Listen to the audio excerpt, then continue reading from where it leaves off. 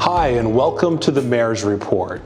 I'm David Narkowitz, Mayor of the City of Northampton, and this is my monthly television program on Northampton Community Television, where we talk about the issues and projects that are happening in the city. Today I'm actually not in the city. I'm about 90 miles east in this town of Franklin, Massachusetts. And today we're going to be talking about the new medical marijuana dispensary that's going to be opening soon in the city of Northampton. And we're going to start here in Franklin, Mass, which is where that marijuana is being grown. And I'm joined today by Arnon Vered, who is the Executive Director of the New England Treatment Access, or NETA I guess we'll be calling it NETA throughout today's program. By way of background, in 2012 there was a ballot initiative in the Commonwealth of Massachusetts where voters overwhelmingly approved the legalization of medical marijuana in the Commonwealth. In Northampton, that ballot initiative passed by 81%, very overwhelming support in the city of Northampton. The Commonwealth of Massachusetts developed the regulations for the actual implementation of that ballot initiative in 2013. In 2014, the city of Northampton, I think very proactively, created our own local zoning regulations and expressed our support. There were actually, I think, 4 or 5 organizations that were vying for the license. And then in 2014, the license was awarded to New England Treatment Access, or NETA. So thank you very much for having me here today in Franklin and for giving us the tour. Obviously, the Massachusetts law is a seed-to-sale law, meaning that you have to take care of the entire production process. So give us a little background on NETA and what you're doing here, and I know we're going to go in and take a tour. Sure. So just like the mayor was saying, when we talk about the system here in Massachusetts, it is seed to sale. So starting here from Franklin, this is where we're going to grow and create all the products that are going to be in our Northampton store and then later in our Brookline store. So this facility that we're going to tour is quite large. It's 60,000 square feet. It has a variety of growing rooms that we're going to see. It has an extraction lab. It has a full commercial kitchen. And here, literally, we're going to take it all the way from seed to the final product. And when that's done, hopefully in just a few weeks, we'll be able to ship it into the Northampton store, where we're going to have our store open hopefully in a few weeks, in about a month. Mm-hmm. And then we'll be able to sell it to qualified patients. Excellent, excellent.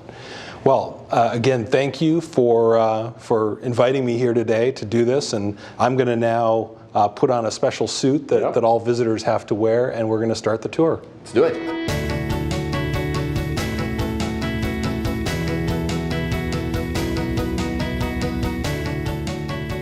You've got me dressed up in this very attractive-looking suit, and it looks like we're right outside the doors of this limited access area. So talk a little bit about why I'm wearing the suit and some of the security and other safety measures that you have in place. Sure. So at NETA, we're trying to go over and above and beyond what actually needs to happen in order to make sure that first, actually, the plants are safe and they get to the full potential, and also that the facility is safe. So the reason why you're wearing a suit, and you'll see as we go around the building, everybody here is in uniform, is to really make sure that nothing from the outside world that can impact our plants gets in there. Mm-hmm. So the first thing that people do when they come to work is they change into those uniforms that are specially treated before they even go in. Then they have to go through an air shower. Most people have never seen an air shower before. Today we're going to go through one. And then there's another element, which is the actual design of the building. It's compartmentalized, and we're going to see that as well, which means that if there's a problem in one area with some plants, that it's not going to go into another area. And we put a lot of effort in order to be able to do that. Now, from a security perspective, obviously, there's a lot going on here from that perspective. So we have 24/7 security. We also have an unimaginable amount of cameras that look at every corner of this building. Obviously, we have a big safe, and certain rooms are even more safe than another. You can't even go from one room to another because we have an RFID system that makes sure that only the right people go to the right areas. So we put a lot of effort in order to make sure that this place works for the plants, for the people, and it's safe from every And to be angle. clear, this isn't going to be a place where patients or the public are generally ever even going to come. This is completely separate from the dispensaries. Exactly, and even this visit is somewhat unique and kind of a chance for people to see the behind the scenes, but it's not something that people will be able to see on a regular basis. That said, this video would exist. We will have pictures on our website, and even in the store itself, we're going to have videos coming from Franklin so people can actually see what's going on here. Excellent, excellent. Okay, well, let's go take that air shower you talked about. Let's do it. Okay, great. Now we're approaching the air shower you described, so do you want to talk a little bit about that? Yeah, so really anybody that goes into the back has to go through the air shower and all the equipment as well, again, to make sure that there's nothing that is still left on us that can impact the plants. The other element is that at NETA, our top value is to be operationally compliant. But if you just tell people and put signs and say, do this or do that, it gets old after a while. So we actually have a sign inside the air shower that says, dancing, required at all times in the air shower, and we mean it. And there's a reason for it. It's not just that we say dance, it's because if you just stand like this, it's not enough. You really have to lift your hands, walk around, lift up your feet, and then it really gets rid of all the stuff that we want to get rid of. Okay. So. All right, so After you. What do I do? Just do I just open the door? Yeah. Okay. Just walk in.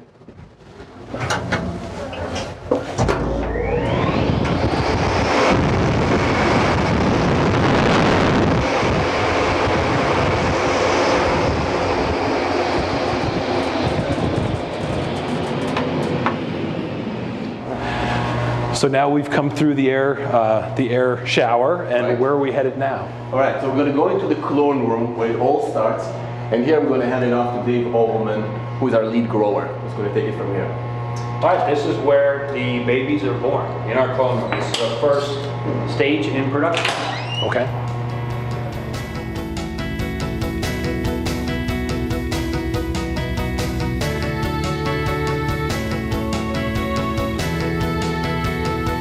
We're in the clone room, and it's a room full of lights, and what's going on here? What part of the process is this? This is actually our first batch of clones. We started here with 6,000 seeds.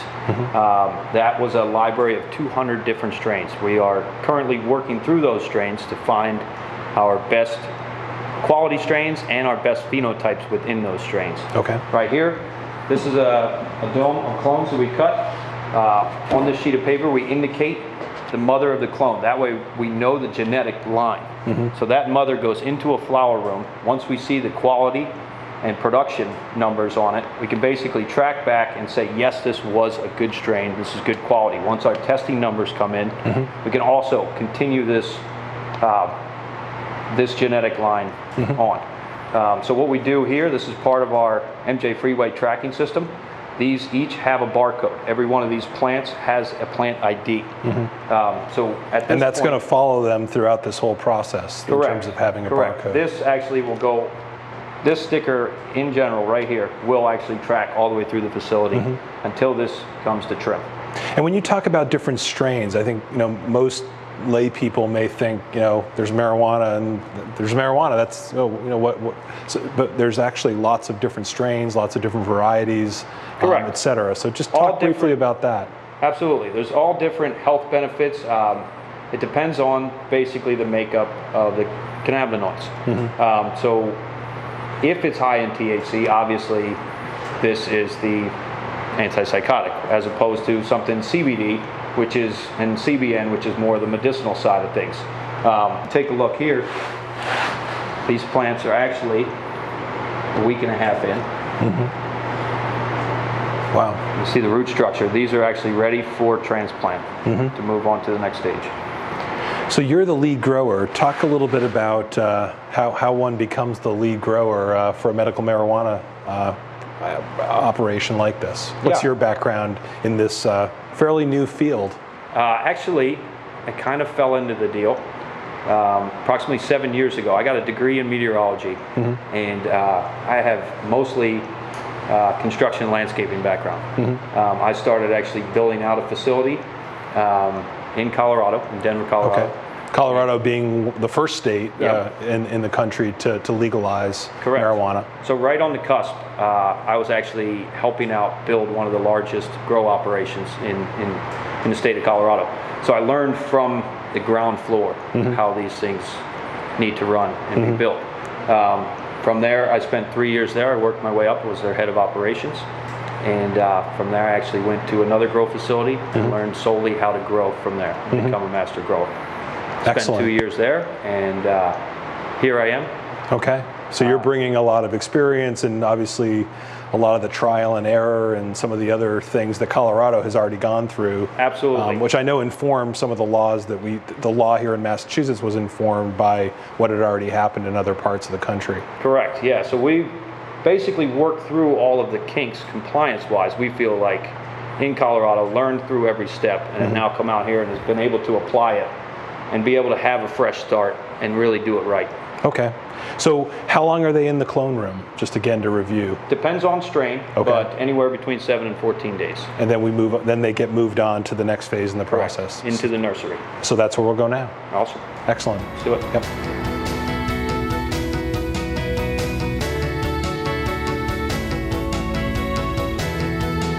We've moved now from the clone room to what you call the nursery, and obviously we're in a room filled with much more developed grown plants and with lots of interesting flags. So tell me about where we are in the process now. All right, so now lighting is key.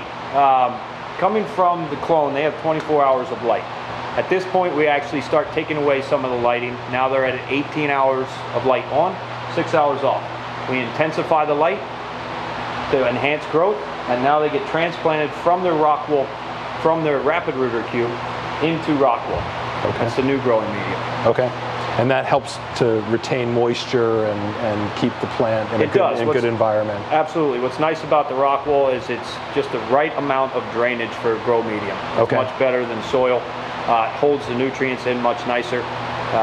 And just all in all, a much cleaner grow medium. How long will they stay in the nursery before they move on to the next phase of the process? Same as the clone, it's kind of strain dependent, but upwards of 3 weeks in here. And do all these different colored flags indicate a different strain? Is that what that demarks, or what do the different flags mean? It's kind of our representation of the model UN. Okay. These are actually just the indicator of strain. Okay. And so we have 16 different colors in here. Of course, we have much more strains in our library than that. This is the 501st OG. Okay. How long are they in the nursery for? Again, you said it varies from strain to strain. So just on average, how long will they stay in this environment before they move on to the next phase? This is upwards of 3 weeks. Certain strains will actually root within 2 weeks. We also have certain strains such as sativas that will actually have a much longer vegetated growth. That's upwards of 3 weeks in here prior to transplant. Okay, and then from here, what's the next step of the process? From the nursery, they move into veg. We transplant them into the larger pot, the 2.5 gallon, which is where they remain for the remainder of their life. Okay, can we go take a look at that? Absolutely. Okay, let's go.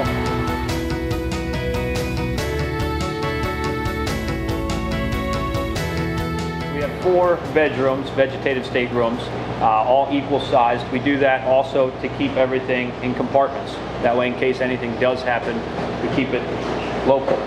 Something meaning like if there's some kind of a problem with the plants? Any type of pests, molds, mildews, that kind of stuff. Okay. But we take precaution of that, and with this, as sterile as this facility is, we don't foresee having any issues. Excellent. So what are the folks doing behind me? Talk a little bit about what what operation is happening right here.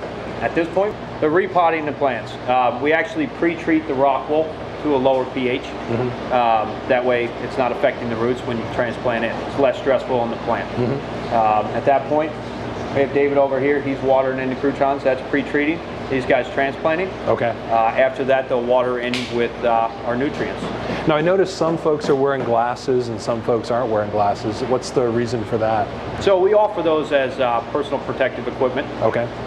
With these lights, the intensity of these lights, we want guys to be able to wear the protective eyewear. We offer those. In this condition right now, we're at half light.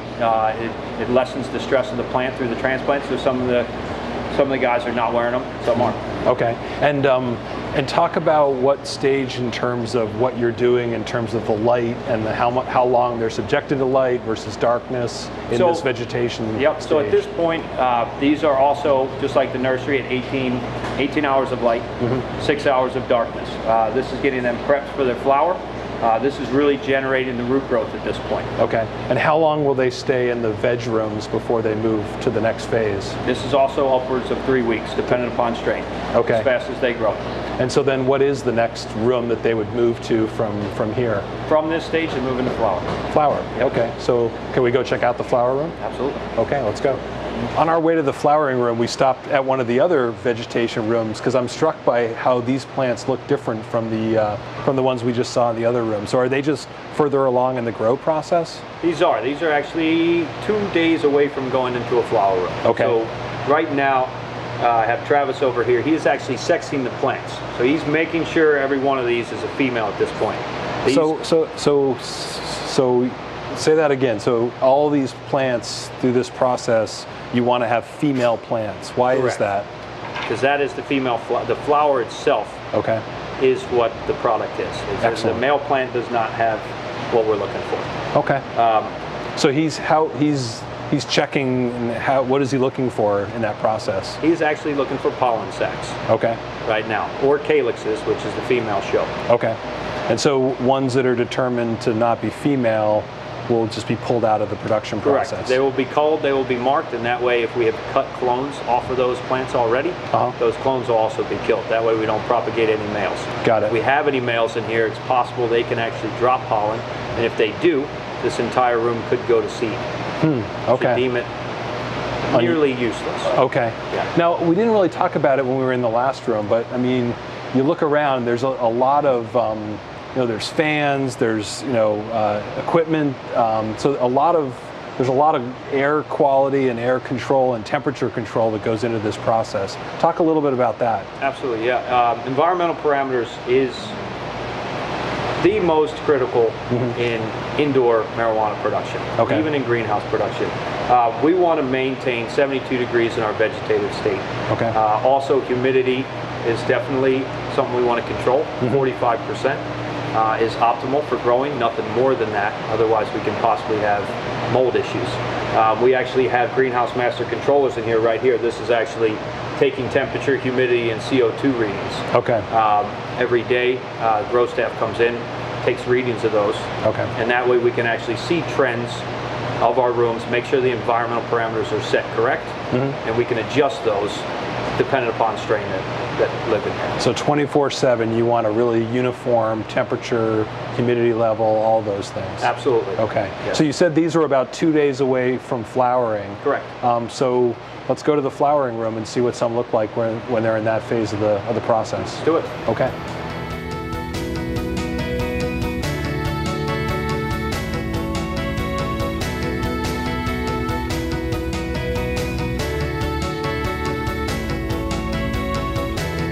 So now we've moved into the flowering room, which I can see how it gets that name because these plants are really much different than the ones we just left in the veg room. Correct. So talk about where they are in the process and what the goals are when you move them into the flowering room. All right, so right now these are our first batch of seedlings that have come through. Okay. We have multiple different varieties in here, indicas and sativas mixed. So some of these plants we're actually at 35 days into flower. Okay. Some of these plants will be finished in 25 days, the heavy indicas, and some of these plants that are heavy sativa will take upwards of another 35 days. Can you talk just a little bit about the difference between the indicas and the sativas, just for people who may not understand what those terms mean? Basically, it's the medicinal properties of these and the location that they've come from. Okay. What we're looking for at this point is the finishing product. So right now we're looking at the trichome generation on these plants. That's truly where all the medicinal properties lie. Okay. So right now we're basically going to watch these and wait for them to start ambering. Once they do, it's time for harvest. Now we're wearing sunglasses, and because there's a noticeable increase in the intensity of light here. What's the difference between what's happening here in terms of the conditions you're trying to create versus what was happening in the veg rooms? So in the veg rooms, the nursery in the veg rooms, and even clone, is representative of springtime. It's much more cool blue light. Once they come in here, it's more indicative of the summertime. We much have an orange and red spectrum of lighting. Towards the end of their cycle, actually, we will drop the room temperature down to replicate fall at night. That way the temps get lower. The actual quality of the flower comes out. You'll actually see a lot more different colors. Certain strains will purple, and that's just to kind of replicate that seasonal change. Okay, so literally the fall harvest time, Correct. Trying to replicate. Absolutely. Okay, so then from here, once they leave this room, where do they go next? From here, it's harvest. Harvest. So our flower supervisor will work in conjunction with the harvest supervisor and coordinate with him or her on which strains are actually ready to come down. Okay. Can we go see that part of the process? Let's go. Excellent. Excellent. Trim. So Dave, we were on our way from the flowering room to the cultivation room, and I wanted to stop here because I was trying to understand what is all this equipment. Seems like it's related to water. What's going on here? This does look pretty sophisticated. What this is our RO system, reverse osmosis. Okay. Purifies the water. Okay. It's something that Netta does. It's definitely above and beyond what is truly required. Okay. For myself, it makes my job much easier. It allows me to start with pure water. Okay. That way I can do what I need to do to manipulate it for the plants to get the best quality we can get. So you're bringing in water from the town of Franklin, and then you're running it through an internal purification Correct. system. Yes. This is a large carbon filter. This is actually stripping out the chlorines. Okay. And then from there, sediment filters, more carbon filters, and then fine sediment membranes in the back. Okay. It takes everything out. That way we can put what we need to in. Got it. So again, it's all part of the overall goal of trying to really control the conditions under which these plants are growing. Absolutely. With consistency, being able to start this way, we can keep everything consistent. Through consistency, we can up the quality going forward. Excellent. Okay. Well, let's keep going and see the next step. Cool. Do it.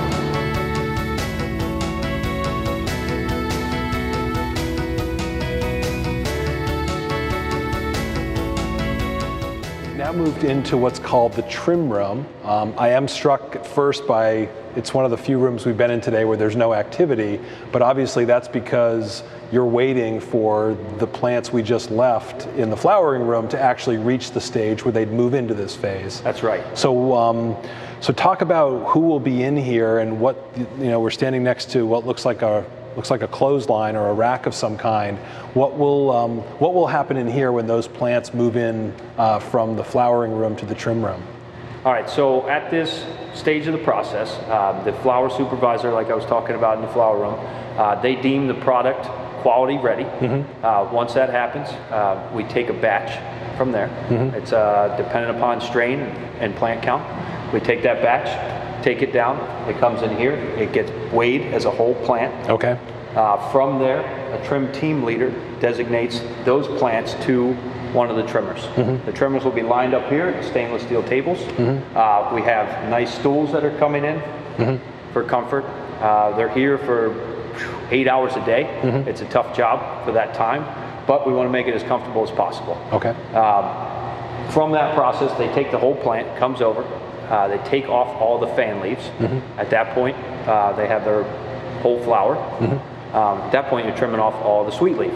Okay. Which is the stuff that actually goes into the edibles. Okay. From there, it actually hangs on this fancy rack, which is a Z rack. Okay. Which we retrofit with, actually this is fishing line. Plants will actually hang right on here and go into the drying room where they'll spend upwards of 3 weeks curing. Okay.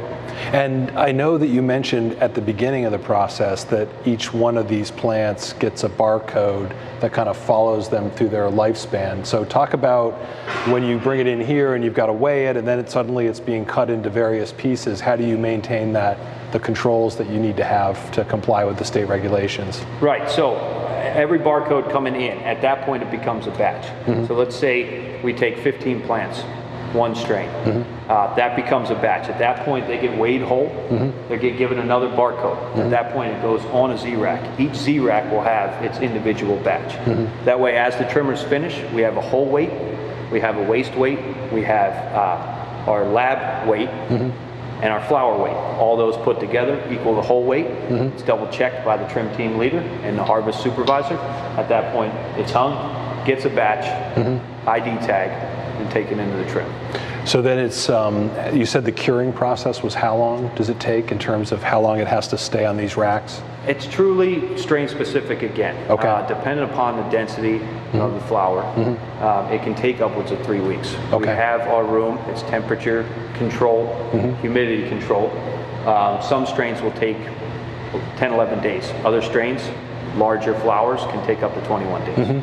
And you mentioned waste. So what happens? And I noticed there's some trim waste barrels around the room. What happens with the waste part of the plant? The waste is disposed of through our disposal room. We have a massive shredder in there, which is actually one of my favorite toys of the facility. Okay. What we do with that is it is also batched, coming from trim, just like everywhere else through the warehouse. Each one of those trash barrels, if it comes from, say, flower room 138, needs to be indicated in MJ Freeway and also in a paper log as backup. So we send that through. It has to be mixed with 50% inert or compostable material. That way it's deemed unusable. We run that through the shredder with the inert, the plant waste with the inert material. It comes through, it's basically just slop at that point. Got it. Gets bagged up and disposed of in our locked up dumpster. Excellent. Okay. And again, that's all by state regulation. All of these things have to be kind of controlled. Correct. So that there can be no issues around diversion or things. Correct. In fact, things that's staying here in the facility and right. Yeah. The product actually, each time we do a disposal, we call for an escort with a security guard. That way we have two sets of eyes on it. Security guard escorts the cultivation staff to the disposal room, and they work together. Okay. And obviously, I know you mentioned there'd be staff in here. About how many staff will be in this room when it becomes operational? Upwards of 30 people. 30 people. Yep. Okay. Excellent. And same, what are the quality control requirements in a room like this? Obviously, we don't have the same bright lights that you've had in the other rooms. What's happening here in terms of environment? Truly comfort for the trimmers at that point. Okay. You know, we'll because the plant's reached the end of its growing process. Correct. At that point. At this point, let's make it as comfortable for the trimmers. It's going to be 65 to 70 degrees in here, and yeah, perimeter-wise, environmental-wise, it's at the end of the plant's life. Yep. It'll be relative to the remainder of the facility, probably 40%. Now we're shooting this the end of July, and so when you're thinking about what's happening in the flowering room, how soon before those plants will be moving into this process? Do you estimate? We have one flower room that will be coming down in 15 days. Okay, so in a couple weeks, this room will be full of staff and activity, and absolutely, and the process moves forward.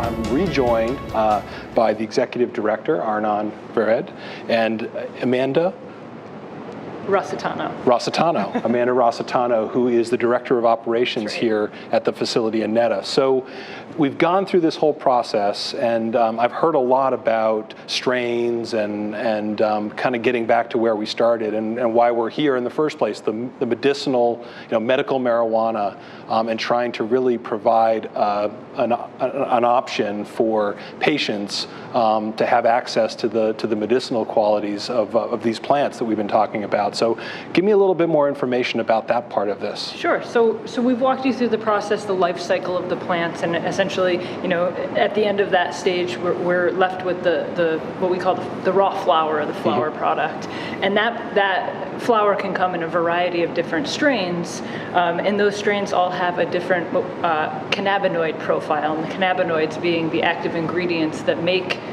marijuana medicinal. So those strains, can really be effective for a variety of different medical conditions, and it's really a very individual-based treatment. So what works for one person may be different, may work differently for somebody else. So somebody who has suffering from cancer, or someone who has dementia, or just whatever the particular That's right. issue. So essentially what we do with that product is a couple of things. First, some of that raw flower will go into our commercial kitchen and extraction area, where we'll make extractions or concentrates, which are essentially we're separating those active ingredients from the marijuana plant plants to create a very pure, very refined, concentrated product, which happens to be, usually more potent than the flour product. But also some of that flour product itself will go to the store and be sold as flour. There's other products that we make in our kitchen, edible products. We have topical products that you put on the skin. These are products that might be good for arthritis, or other types of joint pain. Just give me an overview. What are some of the medical conditions that it's been shown that medical marijuana is efficacious for? Sure. Well, the state has really outlined a number of conditions that you would sort of automatically be qualified. Thank you. Cancer, HIV/AIDS. MS. Thank you. So, ALS. It's a lot. But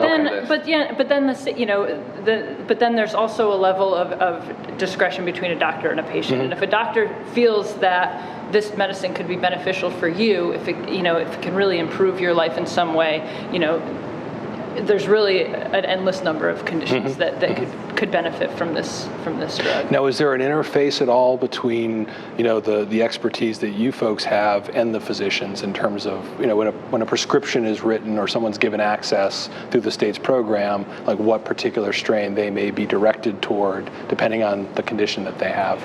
Sure. So that discussion is really between a patient and a doctor. But what we're trying to do is try to keep up with the research as much as possible. So as a dispensary, we're not allowed to give medical advice per se, but we at least can try to tell people what worked for other patients in similar conditions. What we've seen in places like Colorado, I had the program open for several years. Clearly, quite a bit of research has been done on the endocannabinoid system, which is in our bodies that relate to cannabis, and how do we receive it, what kind of conditions potentially it works for. But there's a tremendous amount of research that still needs to happen for us to understand exactly how it works and what it works for. We see for evidence that it works for some people, for some conditions, and then getting into the specifics, more research needs to be done, but we already know quite a bit. Excellent. So essentially when a patient would come into the Northampton dispensary, we would really help to guide them towards a product that might be right for them. We focus on a concept that we call where to start. And that really sort of hones in on what is the patient looking for? What is the patient looking to get out of this medicine? From there, we can walk through several steps of trying to identify, the type of cannabis that might be best for them. There's sativa, indica, CBD, and then hybrid strains, which are a combination of those things. And the different types of cannabis typically have a different effect. A sativa is reported to be very good for daytime use. It's more of an energetic, cerebral feeling, whereas an indica strain would be better suited for nighttime use. It's a more body experience impact, and is reported to help people with sleep, to feel calm, relax, and of course, both of these types of strains are reported to be effective on things like pain, and it really is dependent on the patient and how the patient experiences it. Right, and I think the other thing that's important to mention is that when we talk about pharmaceutical grade or medical grade marijuana, is the process that happens actually between here in Franklin and Northampton, which is the testing regimen that we have. Okay. So there's a significant amount of testing that goes through our products to make sure that they're safe to use, but as importantly, what is the actual cannabinoid profile? So how potent they are, what is the level of THC, CBD, some of the other elements. So when people really buy the product at the dispensary, as opposed to what happens if they would buy it anywhere else, on the black market, they really know what they're getting, know exactly where it's coming from. And when we talk to patients, especially patients in Northampton, recently we had a variety of groups coming in and talking to us. That's something that they're really looking forward to, and we'll be able to do that. Okay, so we're going to see later on in the episode, we're going to actually go see the Northampton dispensary facility on Conn Street. Right. But let's just stay here in Franklin for a second. So what happens next? I think the last place we were the trim room, and so where does it go next before it gets on the road to Northampton to be delivered to the dispensary? Sure. So if we're talking about the raw flour that Amanda was talking about, then it's in our safe until it's ready for transportation. We have very unique ways in the way that we're transporting the product all the way to Northampton at some point to our store in Brookline.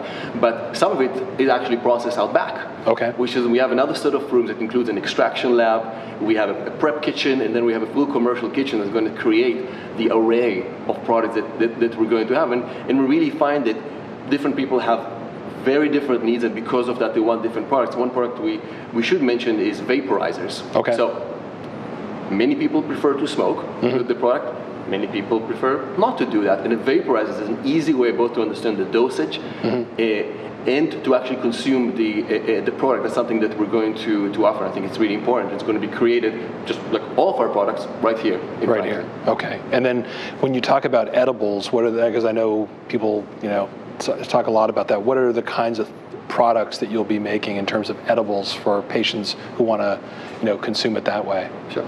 Yeah, so I mean, we're going to have sort of your what's to be expected, your brownie and a chocolate bar. Those are things that patients really are expecting and that they want to have. We're going to have things like lozenges, and as time goes by, we're going to develop, really see what our patients want, what they need, and develop a product line from there that sort of accommodates the variety of different needs that our patients have. Now, I know that the first dispensary opened in Salem already. I suspect Northampton's probably going to be a close second. Second or third, yeah. Second or third. So we've seen what's been going on in the flowering room. How long before you estimate that product will actually be delivered to Northampton, to the dispensary there, and patients can begin accessing? Right, so we're still saying early fall. Okay. Hopefully it's going to be September. It might seep into October, depending on a variety of environmental factors in here. But it's coming. As we've walked around today, I've noticed the Netta logo prominently throughout the facility. And talk a little bit about that and the words that are in that logo and what that means. Yeah, so New England Treatment Access obviously is the long name for Netta.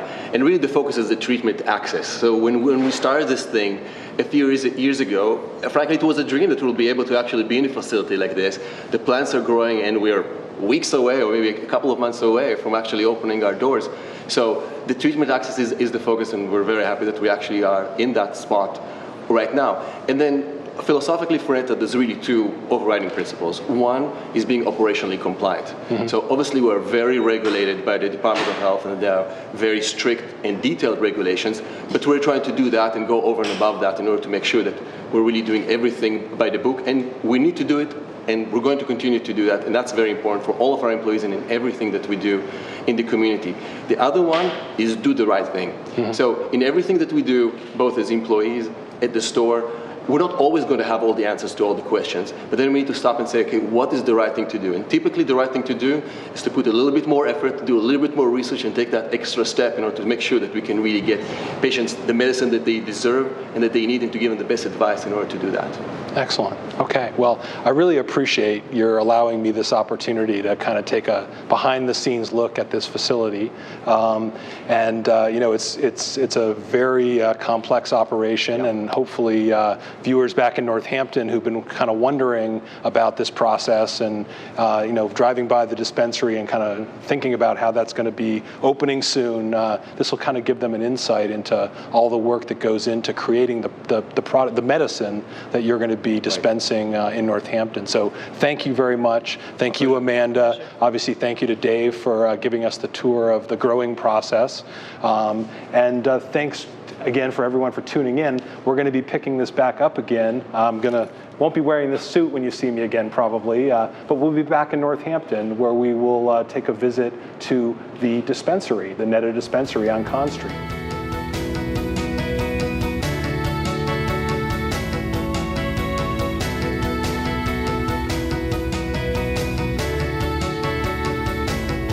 Welcome back to the Mayor's Report. We have left Franklin, Mass, and we are back in the great city of Northampton. And we're down on Conn Street, actually 118 Conn Street, and we are at the almost home of the Netta Dispensary. They're not open as we're filming this today, but probably by the time you see it, they may actually be in production. I am again rejoined by the executive director of Netta, Arnon Vered. Good to see you again. Yeah. We're not in our white suits, Right. or I'm not in my white suit anymore. We're also joined by Leslie Laurie, who many of you know as the founder and longtime executive director of Tapestry Health Systems, who is now the Western Regional Director for Netta. And so it's great to have you along with the tour as well. And our police chief, Jody Casper. I wanted to have the chief come along with us. Obviously, security and public safety is a big part of the regulations, and I know Netta has been really committed to that. So I really wanted her to be part of this tour. So we've taken a tour now of your entire growing facility, Right. As part of that whole seed to sale concept that we've talked about.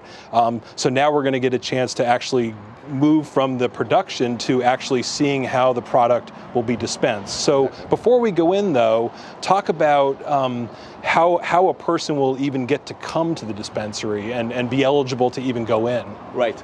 So there's three things really that they need to do. So the first thing is they need to go and talk to their doctor. For some people that means their family doctor. Sometimes people go to a doctor that specializes in medical marijuana. And really that discussion is about, is medical marijuana right for them, for the specific thing that they're trying to treat. And if the doctor makes a decision that that is indeed the case, then the doctor writes a recommendation. So that's the first step. And then that recommendation goes to the state. So the second step is to register with the state. And that's a process that can be done online completely. It's not that hard, and there's instructions on how to do it on the Department of Health website, and we're going to have even further instructions on our website. And when that process is over, you actually receive a patient ID card. It actually looks something very similar to this type of card. Okay. So once you have this card, then it's the third step, which is actually coming to the dispensary here at Netta. So when you come in, you have to really do two things. The first thing is obviously bring your card. And the second thing is bring the ID that you use in order to create this card. For most people, that will be your driver's license. Okay. The second thing that we recommend is actually printing the patient information that we have on our website, and especially the forms. It's a patient handbook. If people can do all the paperwork before they come in, it can speed the process, especially in the first days and the first weeks. Okay. So if you have all of that, you're ready to go. Excellent. So let's say you are a patient who has received that card, Yep. and now you want to come to Northampton to the new dispensary, and you Yep. want to access the building. Yep. What'll be the first step? So the first step, and that probably tells a lot about Netta and how we think about the world, is the welcome. Because the whole idea of this dispensary is really to be a welcoming place for all patients that are coming in to deal with whatever it is that they're trying to work on. So at this point, you would show your card to this camera. We have our security and intake staff in there. They're going to take a look and say, oh, okay, well, you have your patient ID, and then you'll be able to go inside. All right. That's the process. Excellent. Okay, so we'll get buzzed in, and then we'll look at what the next step in the process is. Let's do it. Okay, great.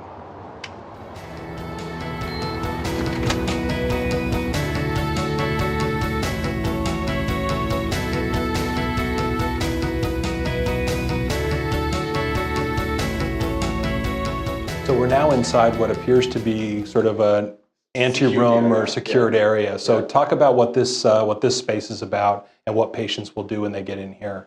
Right, so the idea is for patients to be here for a really short period of time. So come in, you actually show, and this is Pat, our director of security, you show your card again and your ID.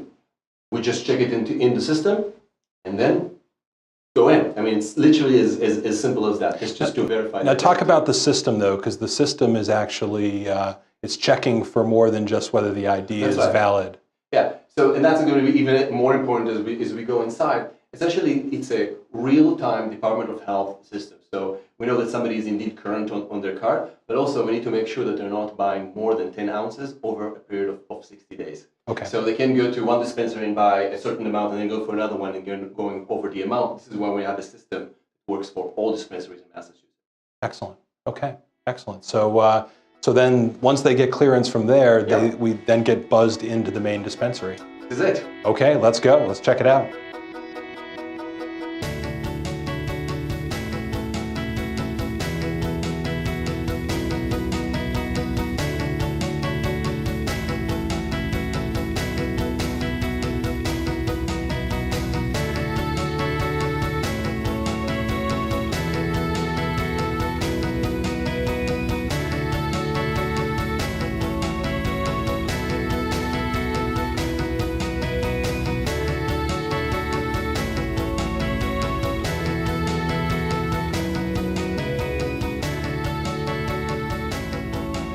So now we've walked into this really incredibly beautiful, like wide open space. It's interesting because people who may remember this facility, it was formerly Bay State Medical Center had medical offices here, medical practices here. So had you been in here before, it was a series of small little offices, kind of a standard medical office. So this is just much wider open. So talk a little bit about, but I think before we talk about the dispensary, we've already seen some of the security features of the building, and I know security was a big part of this overall. We talked a lot about security when we were in Franklin. So let's talk about this building and some of the security features of it. Right, so there is a lot of security in this building. It's even a little bit over the top. So we have a security person that's going to be in the building in all hours of operation, even a little bit before and after. So all the doors that we go into, so some of the limited access areas that are behind us, they're all RFID controlled. Some of the areas actually need to have biometric entrance. We obviously that's like a fingerprint, ID. Okay. Obviously, we have a lot of cameras. We have a big safe room at the back with all sorts of unique security features, which I'm not going to get necessarily into. There's 2 alarm systems that are independent. There's a lot. Okay. But I think that when we talk about security, probably as important as what we have in the building is what happens outside of this building. And what I mean by that is that all product that leaves NETA leaves in child-proof packaging, 100% of it. But really, it's the responsibility of the patients, if they're parents or friends or family members, to really make sure that the product remains in child-proof packaging, or at least away from children. And really, that's kind of the element of security that we talk about, we educate, and I think is really, really important for the community. So I know when potential applicants like NETA and several of the other folks who came to talk to us about the potential for an application in Northampton, I wanted to have the police department involved early on in the conversation, and then as we moved into the licensing and the permitting, I know the police department was involved in that process. Chief, what are your thoughts about the facility, having seen it, having checked out some of the security features, and just going forward, some of the issues that your department will be working with NETA on as we go through this great new experiment here, adventure? Yeah, it's certainly been a cooperative relationship thus far. I'm sure as we move forward, it will continue to be that, and that's fantastic. Certainly, getting a tour of the building, it's very impressive. You know, it's a interesting open space in here, modern, really kind of a neat feel inside, and seeing all the security features, it's impressive. It's probably one of the most secure buildings in our community right now, with a number of different features that they have protecting the staff as well as the product that they're going to have here. So, it seems like a really well thought out and well controlled product in here. So we're pleased to see that, certainly. Excellent, excellent. Okay, so do we want to talk a little bit now about, we're in front of all these counters, and it sort of, I don't know if it's like J. Crew or LL Bean or like what, it's kind of, it definitely looks like a retail, which is what this is actually. So let's talk about that. Like how is that, what sorts of products, how will they interact with people, and then hopefully we can talk a little bit about just some of the larger patient issues as well. Excellent. Yeah. So there's going to be a lot of products here, and people often wonder, like, why do you need so many products? And really it starts with a very important premise, which is we're all very different. So people metabolize medical marijuana differently, and they react to different products differently, and it has a different impact on them. And that's very important. And the other element is that people are looking for medical marijuana to do something different from them. So it could be that somebody is looking for something for the daytime versus the nighttime. It could be that they're looking for something that's going to have an impact right now because they're feeling the pain right now. Or it could be that they're looking for something that's a little bit more sustained and even over time. So it really depends. And because of that, we have such an array of products, and we can go a little bit more into the details, and I can give you a few examples. Yeah, go ahead. Yeah, sure. Yeah. So, for example, if somebody wants to have an impact pretty much immediately, they will probably go for something like a vaporizer, or they will smoke flower, or maybe they'll use some of the pills that we have. If they're looking for something that have more of a sustained and even impact, they might be trying something like edibles, like a lozenge or chocolate. So that takes about sometimes an hour and a half to 2 hours to actually have any impact. But then it can have an impact for 6 hours. So it kind of really depends on what people are looking for. And then there's the element of strains. right? Which we talked about in Franklin a lot. Yeah. Yeah, so strains already give you a different impact, and what we see here in the stores, for example, with this block here, people will actually be able to sample the product, not in actually tasting it, but at least smelling it, and kind of get a sense from that perspective. Okay, and are the staff here? So I mean, there's going to be some sort of a consultation process that'll happen just naturally. People who may be coming for the first time, right. And trying to figure out what might work well for their particular condition. Right, and that's a discussion that we typically have. So there's a few questions. So what are you looking to solve for? Because, and it's not always easy. So even somebody, let's say, that has MS. So are they really solving for the fact that they have tightness in their muscles, or they're trying to fall asleep, or is it an issue of pain? So just saying that somebody has MS is not enough. Okay. We really need to dive a little bit deeper and figure out when do they want to use it for how long. And then there's an important discussion about safety. So let's take edibles, for example. So a lot of people heard the stories of people who have taken too much. We talk about the concept of low and slow. That's very, very important. So you want to take very little in the beginning, certainly for the first time. We typically recommend 10 milligrams or less, and we are going to have several products that come at 10 milligrams. And then you want to wait for at least an hour and a half or 2 hours to see how it impacts you. So if it shouldn't be, oh, I don't feel anything, so maybe I should take a little bit more. Certainly not in the first time, and then wait another 6 hours to see the full impact, and only then start potentially taking more if that's what you need. Maybe that's enough. Excellent. Okay, and I know we saw there's another part of the dispensary where you actually have some consultation rooms where people can actually sit down if they need to have a more extended consultation about it. Exactly. So if somebody wants to have more than the probably 5 to 10 minutes they're going to spend at the counter here, we certainly have rooms where they can go and have a slightly more private conversation and more of a sit-down conversation to do that. And another element that is going to happen here that I think is important is that, and it's kind of different, I think, at least for a few people, is that you actually know exactly what is the product that you get. So we're going to have literally the cannabinoid profile, all the ingredients that go into it, a description of the testing that went into it. So there's a lot that goes into kind of buying a product from here. Excellent. Okay, Leslie, you've been involved in public health for so many years. Talk a little bit about just how important this is as a public health facility.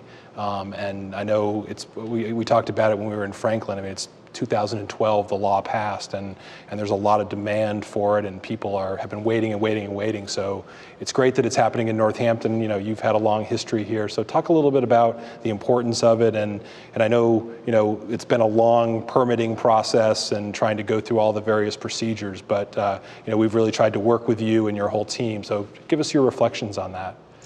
Well, I think what I would really want to start with is just an enormous thank you to you as the leader of Northampton through this really complex effort to open our doors. And the community has been amazingly welcoming, and it's the Northampton that we all love. A city council that really rigorously looked at, you know, security, what the facility would be. Zoning, things like that, yeah. And impacting the neighborhood, and the kind of support that we've gotten from, you know, Pleasant Journeys across the street, or just the neighbors in the area and the hotel across the way. It just has been really an astounding welcome to what I really feel is one of the most important new public health efforts that we have in our country. And the idea that what Northampton will be is once again that beacon of really starting something right that will really benefit so many who really need this important medication. So I feel so proud to be able to say we're in Northampton, and with the biggest of thank you. And I think many in this community and across Western Mass will really be thanking all of us for the important treatment very soon that will be available to them. Excellent, great.